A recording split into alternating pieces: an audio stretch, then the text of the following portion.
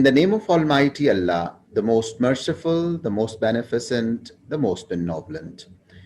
Today is 1st January 2021, and I wish all the participants a very happy new year ahead.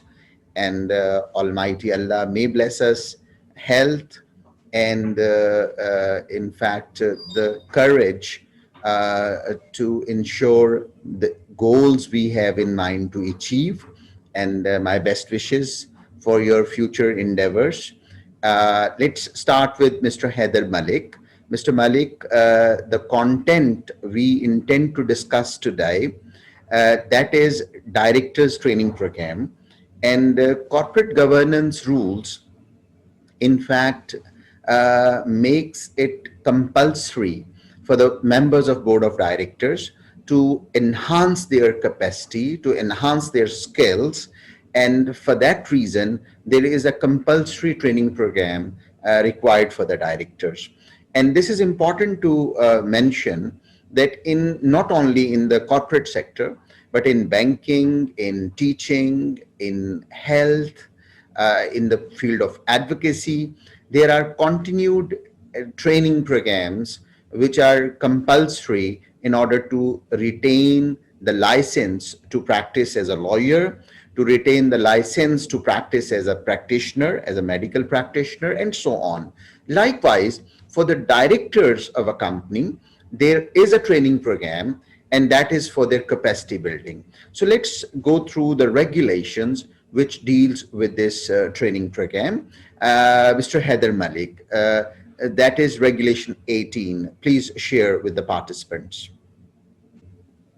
So what I have to share with the participants? That is Directors Orientation Program, Regulation 18. Can you read this with the class? Yes, sir. Directors Orientation Program. All companies shall make appropriate arrangement to carry out orientation for their directors to acquaint them with these regulations, applicable laws, their duties and responsibilities to enable them to effectively govern the affair of the listed company for and on behalf of shareholders. Thank you very much, Mr. Malik. Let me ask Mr. Ali Manan actually to go through it once again, and then we will hold discussion on Regulation 18. Mr. Ali Manan, please. Sir, I have to read point number 19 or 18. And 18. Let's reread point number 18 once again. Okay. Directors Orientation Program. All companies shall make appropriate arrangements to carry out orientation for their directors to acquaint them with these regulations, applicable laws, and their duties and responsibilities to enable them to effectively govern the affairs of the listed company for and on behalf of shareholders. Absolutely right. So you look at this very fact, Mr. Ali Manan, that the directors are required to be orientated.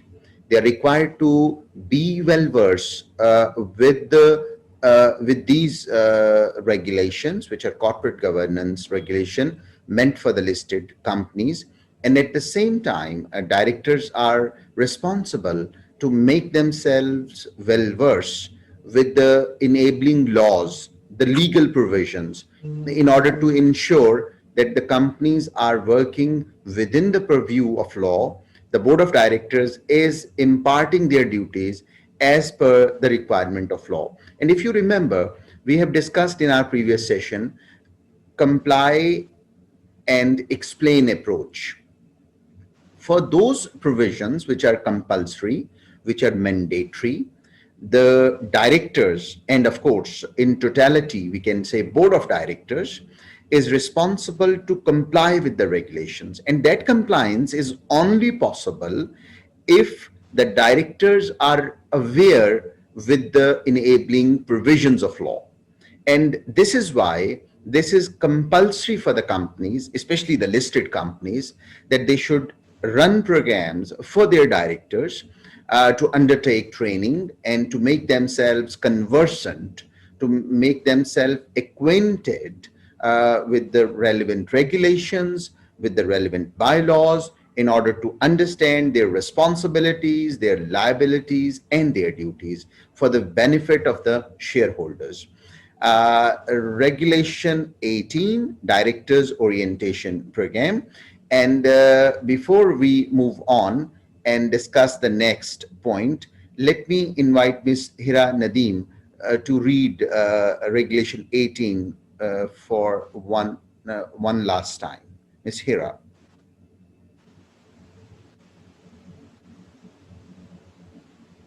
Sorry, sir, I couldn't hear what you said. Please read Regulation 18, Directors Orientation Program for the participants. I should read it again.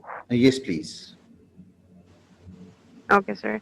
Directors Orientation Program. All companies shall make appropriate arrangements to carry out orientation for their directors, to acquaint them with these regulations, applicable laws, their duties and responsibilities, to enable them to effectively govern the affairs of the listed company for and on behalf of shareholders.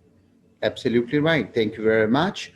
Let's have questions from the participants on this regulation number 18. Yes, please.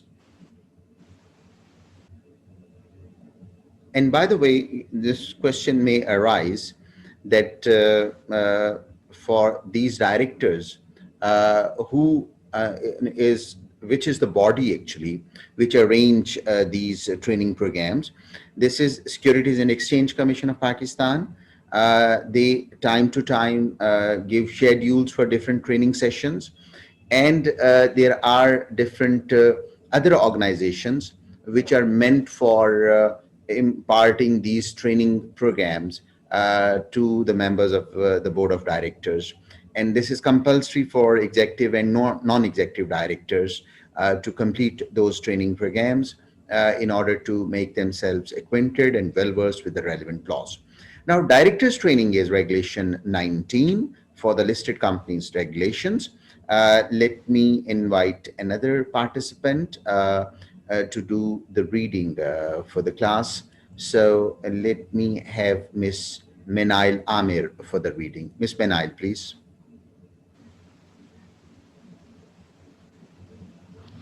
Yes, sir. By June 30th, 2020, at least half of the directors on their boards. By June 30, 2021, at least 75% of the directors on their boards. And by June 30, 2022, all the directors on their boards have acquired the prescribed certification under any director training program offered by institutions, local or foreign, that meet the criteria specified by the Commission and approved by it. Second, a newly appointed director on the board may acquire the Directors Training Program certification within a period of 1 year from the date of appointment as a director on the board. Absolutely right. So look at this very fact that there is a time limit given, and within that time limit, a certain percentage of the members of board of directors are required to undertake training. Let's say that in this deadline, if there is the composition of board consists of 10 members, at least 7 members are required to undertake training till a certain deadline. And if, let's say, that the board of directors is not meeting that deadline, then of course there can be penalty imposed on that company's management. And moreover, if it is seen that the certification is not received, or the training program is not up to the mark, then of course the Securities and Exchange Commission of Pakistan can reiterate that board of directors as relevant training is not as per the requirement, is not taken by those institutions which are specified, or the institution which meet the requisite criterion. So this is how this training program works.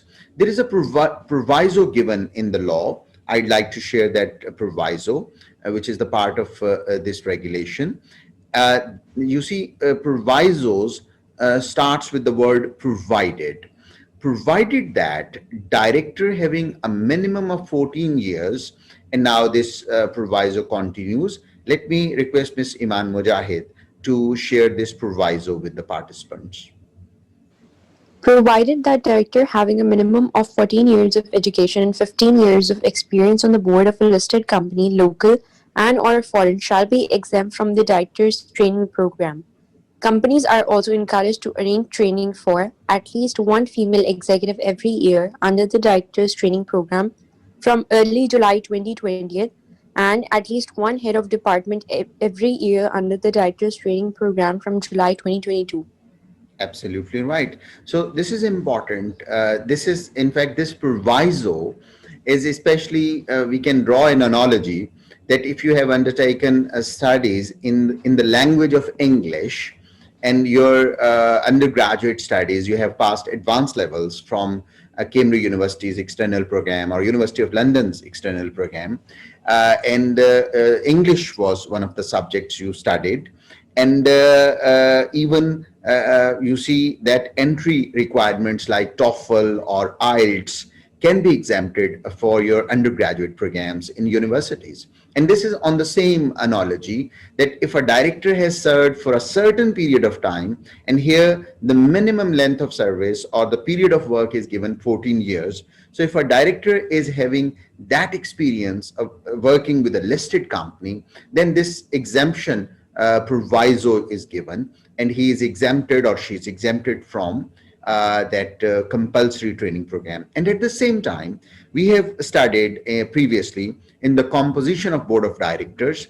We know that for that composition, the gender equality is also, or gender participation is also a requirement, and at least one female director is required to be on the board in order to give a true representation of the stakeholders or shareholders. So in that manner, even for the training program, it is made compulsory that the companies will ensure that their female director or executive or non-executive director has undertaken this training program. And you see, since these regulations are promulgated prior to the year 2020, so they have given a deadline and adequate time to the companies to comply with these regulations, just to ensure that the participants are in a position to fulfill the legal requirement.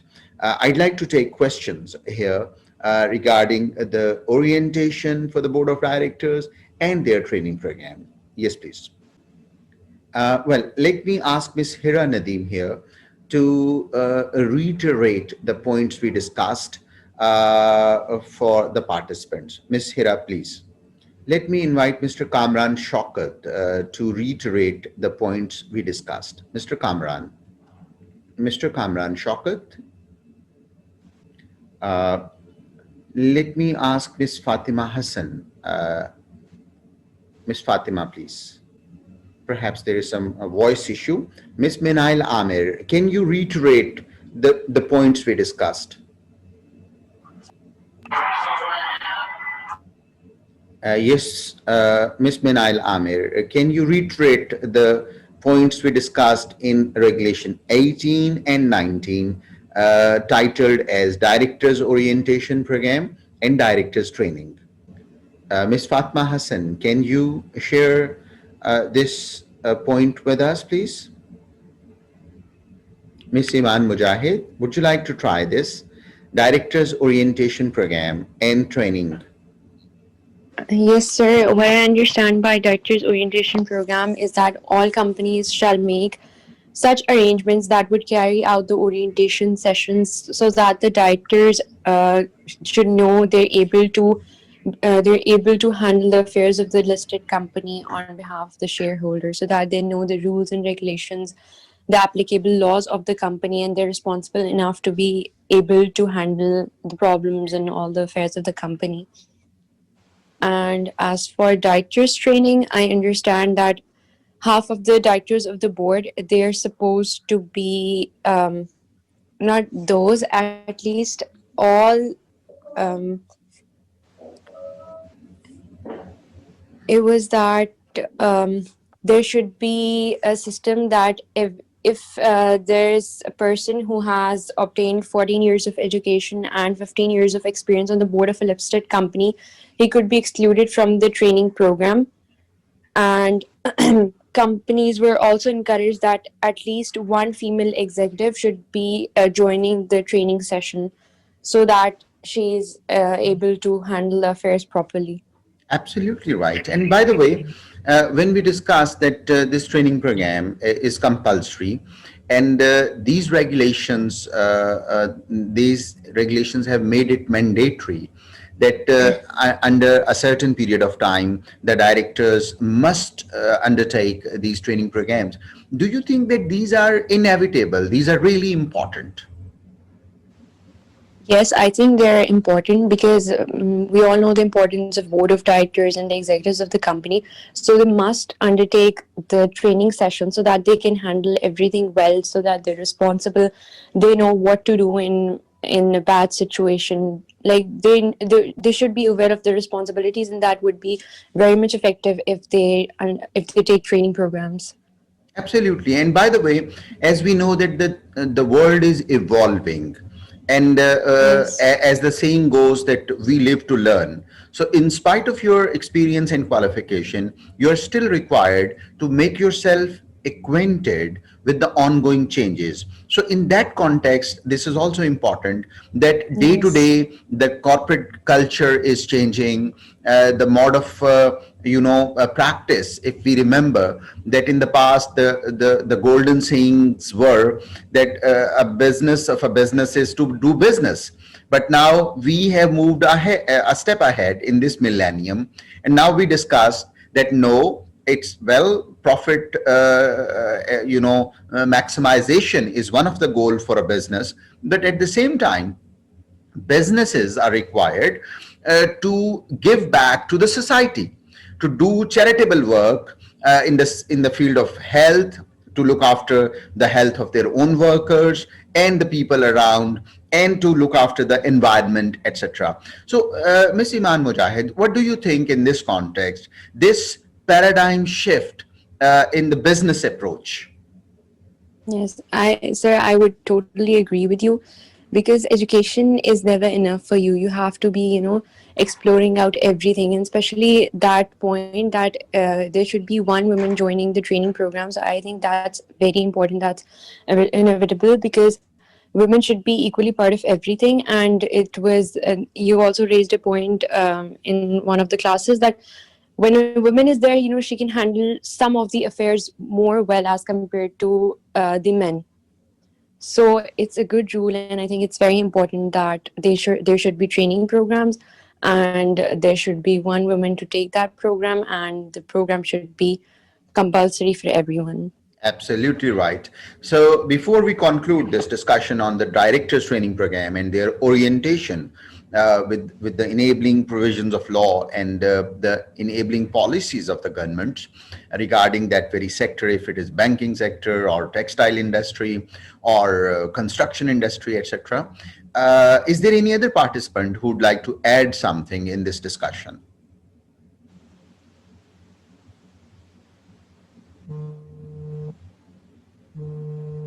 Any volunteer?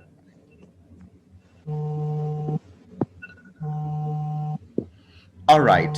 So let me conclude this discussion here for the training of the directors and listing companies' corporate governance rules, regulation 18 and 19 we discussed, and it has made it compulsory that companies must ensure that there are training programs available for the members board of directors, and there is a time limit given that within that time a certain percentage of the board of directors members are required to undertake training, and this is compulsory for the listed companies. And we have discussed the importance of this orientation and training programs. So this was our discussion today. Thank you very much for the participation.